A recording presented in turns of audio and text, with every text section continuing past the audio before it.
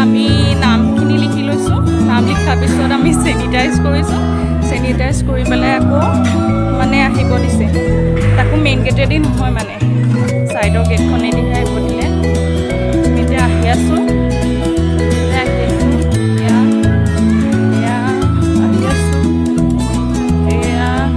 সেইফালে আছে ভঁৰাল ঘৰ আছে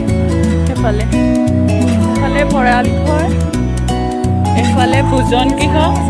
এয়া ঢেকীয়াখোৱা নামঘৰ ভোজন গৃহ এয়া তাৰপিছত এইফালে ভঁৰাল ঘৰ আছে এইফালে